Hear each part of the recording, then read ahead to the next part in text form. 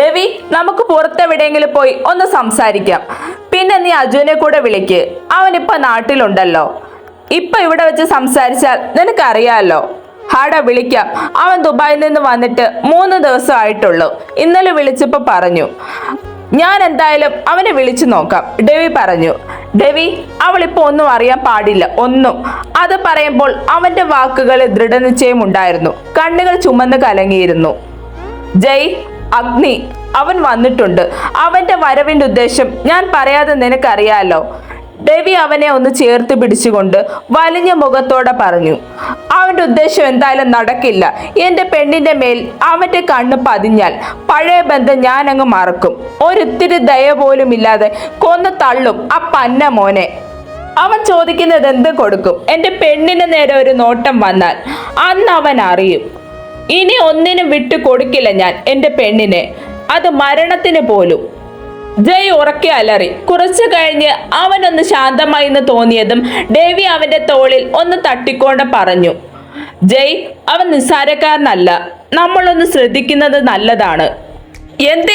എന്തിനാടാ ഞാൻ ആ പന്ന മോനെ പേടിക്കുന്നേ? അവനെ പേടിച്ച് ഞാൻ എന്റെ പെണ്ണിനെ കൊണ്ട് എവിടെയെങ്കിലും ഓടി ഒളിക്കണോ?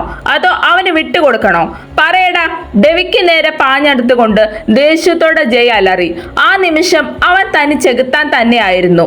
ഞാൻ അങ്ങനെ ഉദ്ദേശിച്ച് പറഞ്ഞതല്ലടാ. നിനക്ക് അറിയാവുന്നതല്ല അഗ്നിയെ. നിന്റെ അതേ സ്വഭാവം തന്നെയാണ് അവന്റെയും. ജയ്, നീ ഇപ്പൊ കുറച്ച് സൂക്ഷിക്കണം. കാരണം നിനക്ക് തന്നെ അറിയാലോ, നിന്റെ കൂടെ ഉള്ളത് അമ്മുവാണ്. നിനക്ക് ശക്തനായ ഒരു എതിരാളി തന്നെയാണ് അഗ്നി. നമ്മുടെ കൂടെയാണ് അമ്മു. നമ്മുടെ ശ്രദ്ധ അവളുടെ കൂടെ ഉണ്ടെങ്കിലും ഇനി കുറച്ചുകൂടെ ശ്രദ്ധ കൊടുത്തേ പറ്റൂ. ഒരു സഹോദരന്റെ ആവലാതിയോടെ ഡെവി പറഞ്ഞു നിർത്തി. അവൻ വരട്ടെ, എന്തായാലും അവനെ നേരിടേണ്ടി വരിക തന്നെ വേണം. പക്ഷെ ഇപ്പൊ എന്റെ കൂടെ ഉള്ളത് അമ്മുവാണെന്ന് അവൻ അറിയില്ലല്ലോ, ജയ് പറഞ്ഞു നിർത്തി. അതൊന്നും പറയാൻ പറ്റില്ല ജയ്. നിന്നെ പോലെ തന്നെ അവനും വിശ്വസിച്ചിട്ടില്ല. അമ്മുമോൾ ബാക്കി പറയാതെ ഡെവി ഒന്ന് നിർത്തി.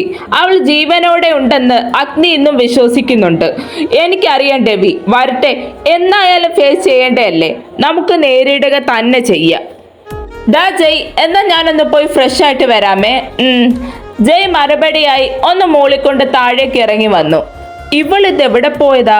ജയ് ഹാളിൽ അകമാനം അവളെ നോക്കി. അവിടെ ഒന്നും കാണാതെ അവൻ നേരെ അടുക്കളയിലേക്ക് പോയി. അടുക്കളയിൽ കാണും പെണ്ണ്.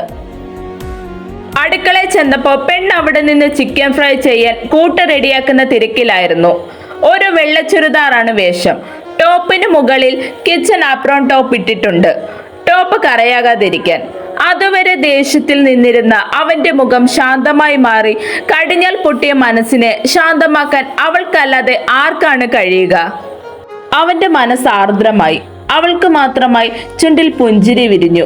അതുവരെയുള്ള ടെൻഷൻ എവിടെ വിട്ടകന്നു പോകുന്ന പോലെ അവന് തോന്നി.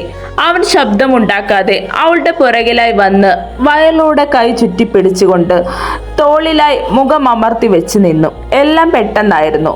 എന്താണ് പെണ്ണെ, വലിയ പണിയിലാണെന്ന് തോന്നുന്നല്ലോ. ശ്രീ നിന്നിടത്ത് നിന്ന് ഒന്നുയർന്നു പൊങ്ങിപ്പോയി. ശരീരം ആലില പോലെ വിറകൊണ്ടു. എന്തിനാ ഭദ്രേ ഞാൻ അടുത്തേക്ക് വരുമ്പോൾ ഇങ്ങനെ പേടിക്കുന്നേ? ഞാനല്ലേ പെണ്ണെ? ഞാൻ അടുത്തേക്ക് വരുമ്പോൾ ഇങ്ങനെ വിറച്ചാൽ എങ്ങനെയാ? ഇങ്ങനെയാണെങ്കിൽ കാര്യങ്ങളൊക്കെ എങ്ങനെയാണോ ആവോ. ഞാൻ കുറെ പാടുപെടും എന്ന് തോന്നുന്നു, അവൻ ആരോടൊന്നില്ലാതെ പറഞ്ഞു. പെണ്ണ് ഞെട്ടി അവനെ മുഖമുയർത്തി നോക്കി. എന്താടി ഉണ്ട് കണ്ണി, ഇങ്ങനെ പോയി ഞാൻ പട്ടിണി കിടന്ന് ചാകും. ഇപ്പൊ ഒന്നും നടക്കൂല. ചെക്കൻ കൊച്ചുകുട്ടികൾ പറയുന്ന പോലെ ചുണ്ടൊക്കെ പുറത്തുന്തി നിഷ്കളങ്കമായി പറയുകയാണ്. നിന്റെ വിറയൽ കഴിഞ്ഞിട്ട് വേണ്ടേ? ആ യോഗമില്ല അമ്മിണിയെ, ഞാൻ ആരോട് പറയാനാ? അച്ചേട്ട, ഞാനൊരു കാര്യം ചോദിച്ചാൽ ഏട്ടൻ എന്നോട് ദേഷ്യപ്പെടുമോ? അവൾ പതിഞ്ഞ സ്വരത്തിൽ അവനോട് ചോദിച്ചു. എനിക്ക് ദേഷ്യം വരുന്നത് കേട്ട ദേഷ്യപ്പെടാതെ ഉമ്മ വെക്കാൻ പറ്റുമോ പെണ്ണെ? ആ, ഏതായാലും നീ കാര്യം പറ, അത് കേട്ടിട്ട് വേണം. അവനൊന്ന് നിർത്തി. അതേട്ടാ, ഏട്ടന്റെ വീട്ടുകാർ എന്നെ അംഗീകരിക്കുമോ? പിന്നെ അവരോട് പറഞ്ഞില്ലല്ലോ, അവൾ അവനോട് ചോദിച്ചു. പറയണം പെണ്ണെ, ഒരു സാഹചര്യം ഒത്തുവരട്ടെ. പെട്ടെന്ന് പറഞ്ഞാൽ അത് ശരിയാകില്ല. പിന്നെ അംഗീകരിക്കാനിരിക്കാൻ എന്താ? നീ എൻ്റെ ഭാര്യയാണ്. അംഗീകരിക്കാൻ എൻ്റെ വീട്ടുകാർക്ക് കഴിയും. കാരണം എൻ്റെ സന്തോഷമാണ് അവർക്ക് വലുത്. സംശയം കഴിഞ്ഞല്ലോ, ഇനി ഒരു ഉമ്മയൊക്കെ ആകാലോ. നീ തൽക്കാലം ഉമ്മയൊന്നും വെക്കാതെ ഇങ്ങോട്ട് വരാൻ നോക്ക്. എവിടെ നിന്ന് ഇപ്പൊ ഇങ്ങനൊരു അശരീരി? ജയ് ചോദിച്ചു. ദേ പുറകിലോട്ട് നോക്കടാ, കൊച്ചിന്റെ സഹോദരൻ ഇവിടെ വടി പോലെ നിൽക്കുമ്പോൾ തന്നെ വേണോടാ. ദേവി ഒരു താളത്തിൽ അങ്ങ് ആക്കി വിട്ടു. ജയ് അവനെ നോക്കി പല്ല് കടിച്ചു. ആ പല്ല് ഇനി കടിച്ചു പൊട്ടിക്കണ്ട, ആ കൊച്ചിന് ആവശ്യം വരും.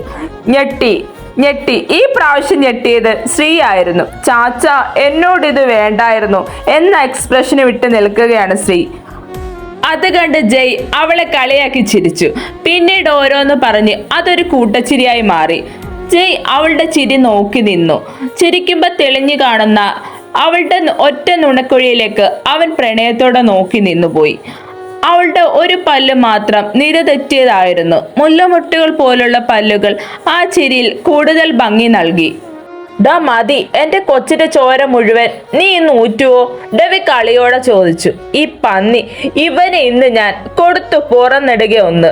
എന്റെ കർത്താവേ, എന്റെ പുറം! എടാ സാമദ്രോഹി, നീ എന്റെ പുറം അടിച്ച് തകർത്തോടാ? ഡെവി കപട ദേഷ്യത്തോടെ ചോദിച്ചു. നോക്ക് ശ്രീ, ഒരു പെണ്ണിന്റെ ജീവിതം കൊടുക്കേണ്ട എന്നെയാണ് ഇവൻ, ഡെവി കെറിവെച്ച് ശ്രീയോടായി പറഞ്ഞു. എന്തോന്നടാ ഇത് എന്ന എക്സ്പ്രഷൻ ഇട്ട് നിൽക്കുകയാണ് ജയ്. ശ്രീ എല്ലാം നോക്കി കാണുകയായിരുന്നു. ഒരു ഫ്രണ്ടെന്ന ഇതിലുപരി അവന്റെ എല്ലാം തന്നെ ഡെവിയാണ്. തിരിച്ചും അങ്ങനെ തന്നെയാണെന്ന് ഒരു നിമിഷം അവൾ ഓർത്തുപോയി. ശ്രീകൊച്ച്, ഞങ്ങൾ പുറത്തൊന്ന് പോവാണേ, കുറച്ച് താമസിക്കും കേട്ടോ. ശാരദാമ്മയോട് വരാൻ പറഞ്ഞിട്ടുണ്ട് കേട്ടോ. ഹോസ്പിറ്റലിൽ പോയി അമ്മ വന്നിട്ടുണ്ട്, ഇപ്പൊ വരാമെന്ന് പറഞ്ഞിട്ടുണ്ട്.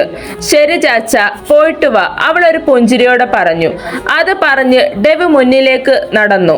ജയ്, നീ വരുന്നില്ലേ? ഡെവി ജയോടായി ചോദിച്ചു. ദേ വരുന്നടാ, നീ നടന്നോ? ഉവ്വേ, ഡെവി ഒരു താളത്തിൽ അങ്ങ് പറഞ്ഞു. ഇവൻ ഇന്ന് കിട്ടിയതൊന്ന് പോരാന്ന് തോന്നുന്നു. അവരുടെ കളി കണ്ട് അവൾ ചിരിച്ചു പോയി.